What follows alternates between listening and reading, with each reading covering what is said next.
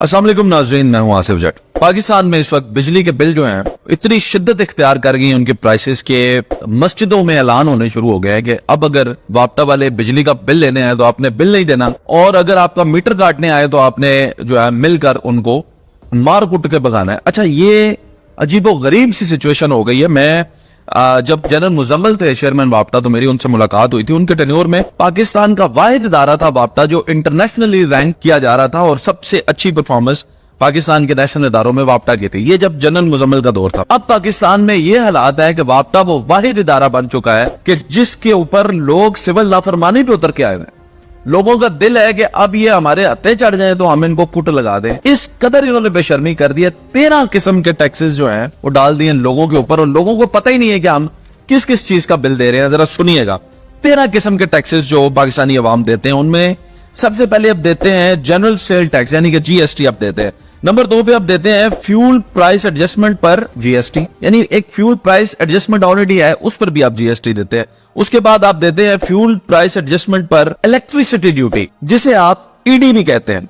उसके अलावा आप फिर से फ्यूल प्राइस एडजस्टमेंट पर वेरिएशन टैक्स भी देते हैं। 5वें नंबर पे आप देते हैं इस्तेमाल शुदा यूनिट्स की कीमत पर ईडी यानी इलेक्ट्रिसिटी ड्यूटी। उसके बाद आप 6वां टैक्स देते हैं टेलीविजन और रेडियो का टैक्स देते हैं। 7वां टैक्स आप जो देते हैं वो आप देते हैं क्वार्टरली एडजस्टमेंट्स का टैक्स।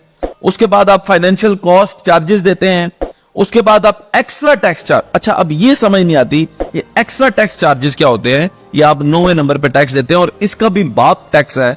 सारे टैक्सेस का बाप टैक्स जिसे कहते हैं वो टैक्स है फर्दर टैक्स। अब इस फर्दर टैक्स को कोई नाम भी दे रहे या कह रहे कि ये जनाब हमारा जेब का टैक्स है या जेब खर्च है ये हमारी, तो फर्दर टैक्स भी आप देते हैं।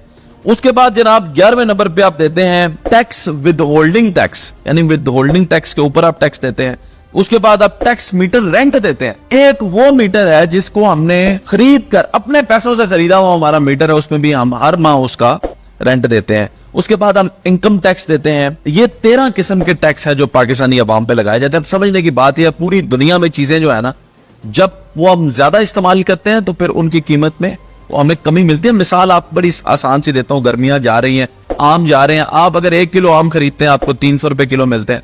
आप पूरी पेटी खरीद लें 7-8 किलो की तो आपको वो सस्ती पड़ जाती है, क्योंकि जी आपने ज्यादा खरीदा है। यहाँ पे जो ज्यादा यूनिट इस्तेमाल करता है ना, उसकी मौत कैसे वाक़या होती है जरा ये सुनिएगा। 100 यूनिट जिसने इस्तेमाल की उसको 2472 रुपया हमेशा से वापटा का एक मौकफ रहा है। 100-200 यूनिट इस्तेमाल करने वाले पे असरअंदाज नहीं होगा। आप जरा सुनिएगा, 100 जिसने इस्तेमाल की उसका बिल आएगा 2472 रुपए। 102 यूनिट जिसने इस्तेमाल की वो 3511। और सीधा सीधा देखें आप किधर 2 यूनिटों का बिल वहां पे वो कितना ले गए। अब 200 यूनिट जिसने इस्तेमाल की वो देगा 6885, और इसी तरह 202 यूनिट जिसने इस्तेमाल की वो देगा 8223 रुपए। अब ये जो 2 यूनिट्स है ना, इसकी गेम को आपने समझना है मैं बात क्या कर रहा हूं। 300 यूनिट का जो बिल देगा वो देगा 12213 रुपए, और फिर वही बात है 302 यूनिट जो कंज्यूम करेगा वो चला जाएगा 14510 पे। इसी तरह 400 यूनिट्स वाला 19218 पे चला जाएगा, और इसी तरह फिर जाहिर है 2 यूनिट और आप ऐड करेंगे तो उसमें फिर आप पैसे इसी तरह से ऐड ऑन करते जाए। ये है इस वक्त पाकिस्तान का जो है इलेक्ट्रिसिटी सप्लायर्स का हाल। अब इसमें और भी बहुत सारे इदारे जो हैं वापटा के साथ जो जाहिर है रिस्पॉन्सिबल है। IASCO रिस्पॉन्सिबल है, इस्लामाबाद डिवीजन में जो सप्लाई होती है। इसी तरह लेपको फिर आ जाती है, और फैसलाबाद की आ जाती है। ये जो कीमतें आप तक पहुंच रही हैं इस वक्त बिजली की, ये इतनी महंगी हो चुकी हैं कि सनती एतबार से अगर आप देखेंगे कमर्शियल वालों की, तो ये तो मैं आपको डोमेस्टिक बता रहा हूँ, कमर्शियल वालों की सुनेंगे तो आपका होश उड़ जाएंगे। और फिर होता क्या है कि आपकी सनत मुतासिर होती है। वो यार वो तो चले कारोबारी हैं, अब गरीब आदमी, आपसे मैं पूछता हूं वजीर आजम साहब, मसला ये आप मुझे ये बता दें, 1200 रुपया मजदूर की दिहाड़ी, 4 जुम्मे आप निकाल दें, 28 दिन का 1200 रुपए से अगर आप जरब दें तो 33,600 रुपए में से 4 बच्चे जिसके घर में हो और सिर्फ मियाँ बीवी हो। मैं आपको बड़ी मुख्तसर सी फैमिली बता रहा हूं, आपको पता है पाकिस्तान में जो गरीब लोग हैं फिर उनकी फैमिलियां भी बड़ी हैं, 4 बच्चे और एक मियाँ बीवी। अगर ये 6 लोगों की यानी जिसमें 4 बच्चे हैं फैमिली हो, आप बताएं अगर उनका बिल आ जाता है 20-22 हजार रुपए और उसकी 33,000 रुपए इनकम है, आप बताएं आटा, चीनी, घी, दालें, फिर स्कूल बच्चों की फीस, फिर कोई मेहमान आ गया, फिर कोई मजबूरी बीमारी आ गई, पेट्रोल भी उसने खरीदना है 300 रुपए लीटर। सर आपसे ये दरख्वास्त है कि हमें पता है आप निगरान हैं, आपका वोट से कोई ताल्लुक नहीं है, इस पाकिस्तानी अवाम ने आपको ना वोट देनी है ना आपको दोबारा मिलनी है ये मनसब कुर्सी, तो आपको जिंदगी में अगर एक मौका मिला है तो आप कुछ ऐसा कर जाए पाकिस्तान के लिए कि इस अवाम को रिलीफ मिले। इस वक्त पाकिस्तान की अवाम बिजली के बिलों से बहुत हद तक परेशान है।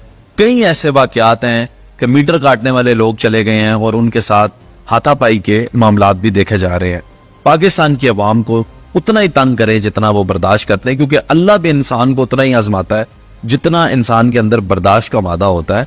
आप इंसान को उसकी बर्दाश्त से ऊपर मत लेकर जाए।